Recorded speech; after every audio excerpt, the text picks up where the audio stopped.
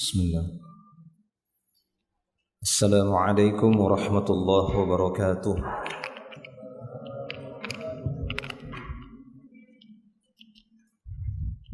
Innal hamdalillah nahmaduhu wa nasta'inuhu wa nastaghfiruh wa natubu ilaihi wa na'udzu billahi min shururi anfusina wa sayyiati a'malina. Man yahdihillahu fala mudilla lahu wa man yudlil fala hadiya lahu. Asyhadu an la ilaha illallah wahdahu la syarika lah wa asyhadu anna Muhammadan abduhu wa rasuluh. Allahumma salli wa sallim ala Rasulillah nabiyina Muhammadin sallallahu alaihi wasallam wa ala alihi wa ashabihi wa man tabi'ahum bi ihsanin ila yaumiddin. Amma ba'd. Ma'asyiral muslimin, ikhwani wa akhwati fid din rahimani Allah wa iyyakum ajma'in. Alhamdulillah, kita bersyukur kepada Allah Subhanahu wa taala. Malam hari ini kita bertemu kembali dan berkumpul kembali di majelis ilmu yang mulia ini. Akan kita lanjutkan pembahasan Mausu'ah Al-Manahi Asy-Syar'iyyah atau terjemahannya ensiklopedi larangan menurut Al-Quran dan As-Sunnah. Pembahasan kita masih berbicara di seputar larangan atau kitabul ilm, ya, larangan-larangan berkaitan dengan menuntut ilmu. Kita masuk kepada bab berikutnya, babun nahyi anil hadithi bi kulli ma sami'a, yaitu larangan menyampaikan seluruh ucapan yang telah dia dengar. Jadi apabila kita mendengar pembicaraan dan obrolan, maka tidak diperbolehkan kita untuk menyampaikan semua yang kita dengar. Karena di dalam Islam, para ulama menyebutkan ada sebuah kaidah tentang wasilah, ya, tentang wasilah ataupun sarana-sarana itu mengikuti hukum tujuan. Al-wasail laha ahkamul maqasid. Wasilah-wasilah itu padanya ada hukum maksud tujuan. Atau masuk kepada pembahasan saddud dara'i, pencegahan agar tidak terjerumus kepada perkara yang haram. Maka wasilahnya itu ikut hukumnya sama seperti yang ditujukan. Ketika perkara itu haram dan wasilah yang mengantarkan kepada keharaman tadi akan ikut menjadi haram pula. Ya, al-wasail laha ahkamul maqasid. Oleh karena itu ketika Allah Ta'ala melarang perbuatan zina, Allah Ta'ala menyebutkan mendekati, wala taqrabu az-zina. Jadi wasilahnya sudah diharamkan. Jangan mendekati zina. Yang haram itu aslinya adalah perbuatan zina. Maka wasilah, wasail yang bisa mengantarkan kepada perbuatan zina itu ikut diharamkan pula. Itu dia. Al-wasail laha ahkamul maqasid. Wasilah itu mengikuti hukum tujuan. Berbohong, berdusta hukumnya haram di dalam Islam dan sering diingatkan oleh Nabi SAW dalam banyak hadisnya. Dan sebelumnya sudah kita bahas tentang bentuk kedustaan yang paling besar setelah berdusta atas nama Allah, yaitu berdusta atas nama Rasulullah SAW. Nah, perbuatan dusta ini adalah perbuatan yang haram, dosa besar. Maka yang bisa mengantarkan kepada dosa besar ini akan ikut haram juga. Apa itu?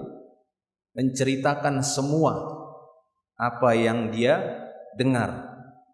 Karena memungkinkan apa yang dia sampaikan itu ada yang dusta, ada yang tidak sesuai dengan aslinya, tidak sesuai yang dia dengar, dia tambahi maknanya, dia tambahi kalimatnya. Ini berbahaya.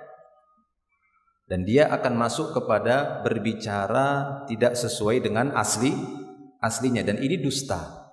Nah, ini yang ingin dicegah oleh Nabi Shallallahu Alaihi Wasallam. Mungkin sekilas kita menganggap, loh, apa sih masalahnya menceritakan apa yang kita dengar?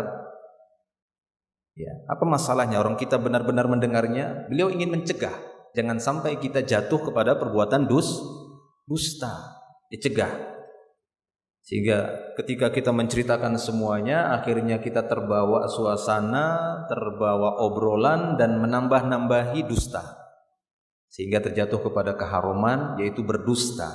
Karena dusta itu tidak ada artinya tidak ada pengecualian kecuali hanya pada beberapa perkara yang disebutkan oleh para ulama, itu pada kondisi-kondisi darurat. Baik.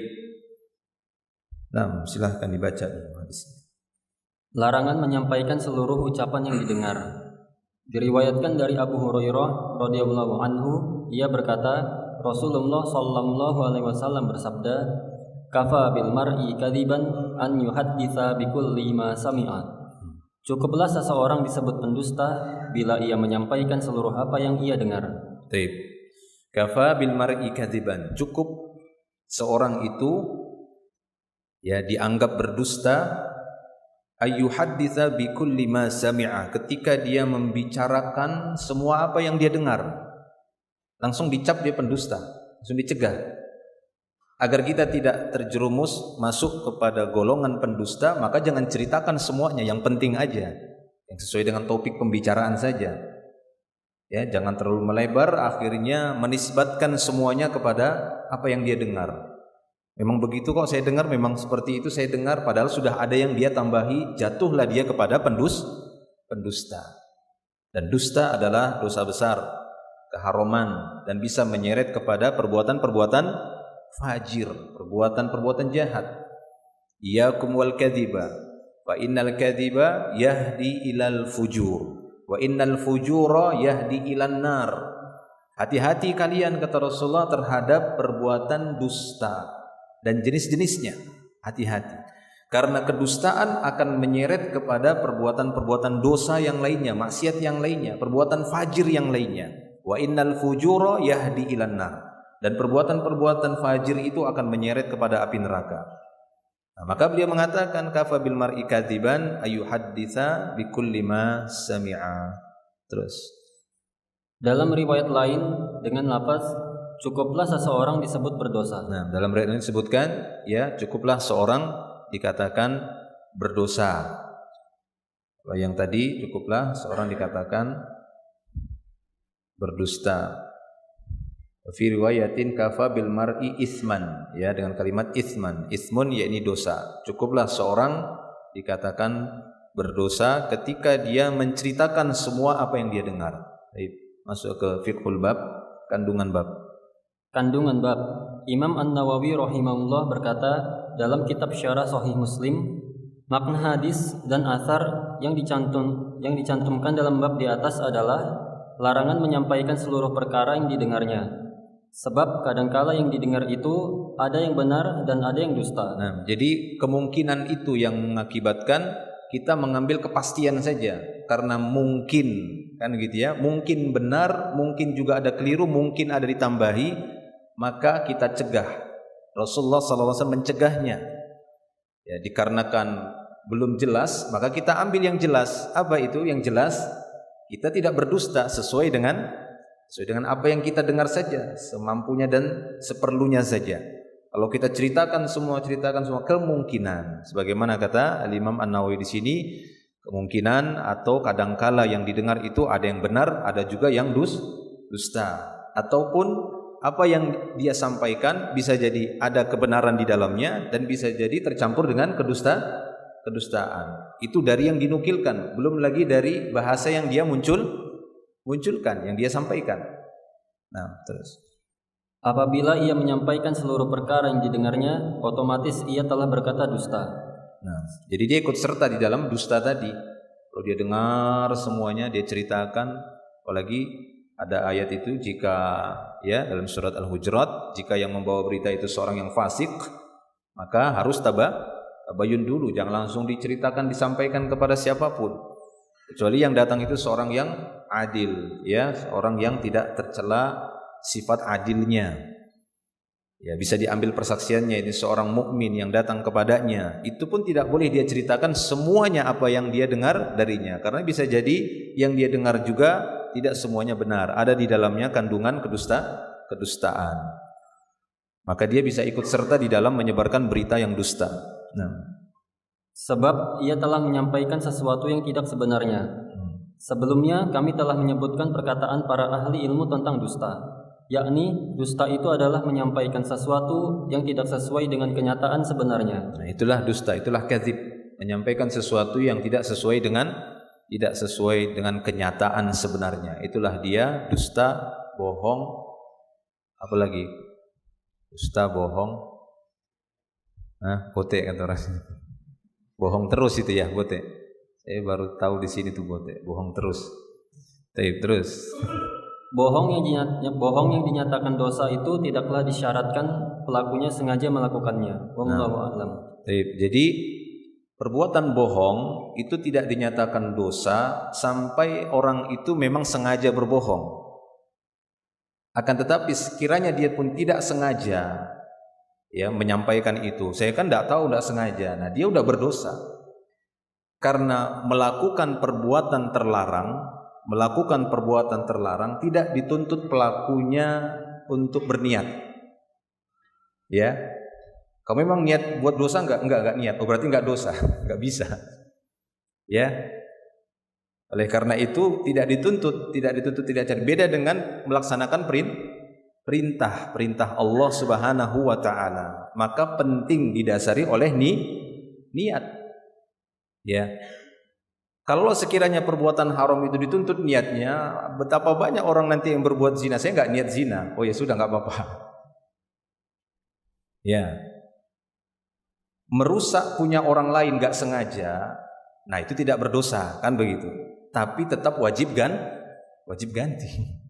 Nah punya orang kan begitu, wajib ganti, dia tidak berdosa. Nah, tapi ketika di sana ada kerusakan, ya merusak kehormatan orang lain seperti berzina, itu ada konsekuensinya. Ada barang orang yang rusak seperti berdusta tadi, ada orang yang dibohongi kan begitu. Maka sekiranya dia tidak sengaja, maka dia ikut termasuk dalam perbuatan dosa tadi. Dia dihitung sebagai pelaku dosa. Kafa bil mar'i isman, sebagaimana sabda Rasulullah sallallahu alaihi wasallam. Cukup? Selesai pembahasan. Sudah ya? Kita lanjut berikutnya, karena ringkas saja di sini beliau menjelaskan intinya hal tersebut berkenaan dengan satu dariah juga ya, pencegahan agar kita tidak terjatuh di dalam perbuatan dosa berbohong. Maka Nabi SAW mencegah kita, jangan menceritakan semua apa yang didengar, tapi ceritakanlah yang memang sesuai kenyataannya saja dan sesuai kebutuhannya saja. Ya, kita cukupkan dulu sampai di sini. Nanti kita sambung lagi di pertemuan berikutnya. Akhiru da'wana alhamdulillah. Subhanakallahumma bihamdik, asyhadu an la ilaha illa anta astaghfiruka wa atubu ilaik. Assalamualaikum warahmatullahi wabarakatuh.